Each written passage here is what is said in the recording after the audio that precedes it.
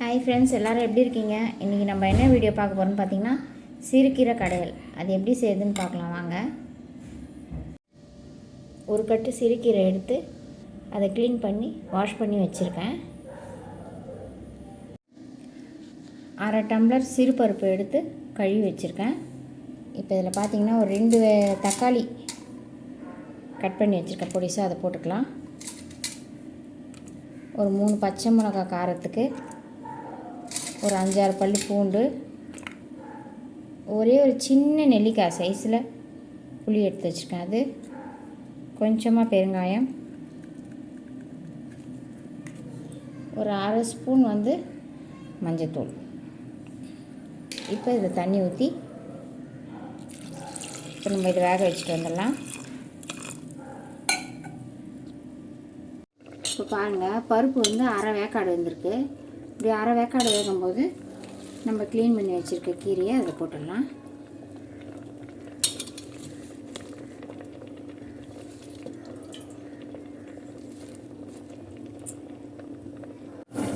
இப்போ கீரை எல்லாத்தையும் போட்டாச்சு.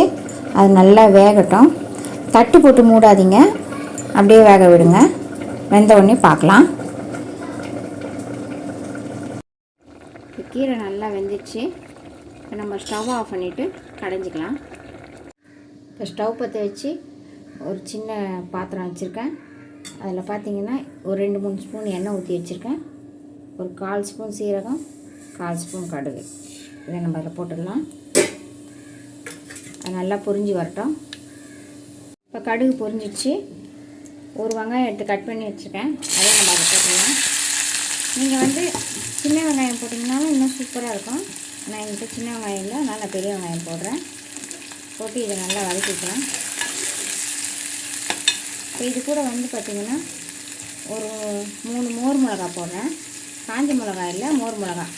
இந்த மாதிரி மோர் மிளகா போட்டு நீங்கள் செஞ்சு பாருங்கள், சூப்பராக இருக்கும். இப்போ நல்லா செவந்து வர அளவுக்கு வறுத்துக்கலாம்.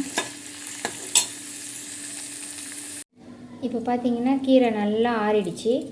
இப்போ நீங்கள் இதை சட்டியில் போட்டு கடைஞ்சாலும் கடைஞ்சிக்கலாம். ஆனால் சட்டியில் போட்டு கடையும் போது நல்லா சுடாக இருக்கும்போது போட்டு கடைஞ்சிங்கன்னா நல்லா மசிஞ்சிடும். இப்போ நான் இது மிக்சியில் போட்டு ஒரு பல்ஸ் மோடு விட்டு எடுக்க போகிறேன். அதனால் ஆற வச்சுருக்கேன். இப்போ நம்ம இது மிக்சி ஜாருக்கு மாற்றிக்கலாம். இப்போ பார்த்திங்கன்னா கீரையை மிக்சியில் போட்டு பல்ஸ் மோடில் அரைச்சிட்டு வந்துட்டேன்.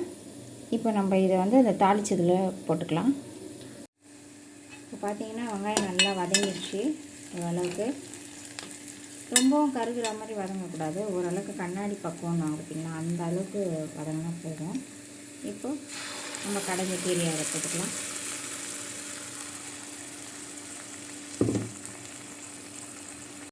இப்போ நம்ம கடைஞ்ச கீரையை போட்டுட்டு தேவையான அளவுக்கு கொஞ்சம் தண்ணி விட்டுக்கலாம்.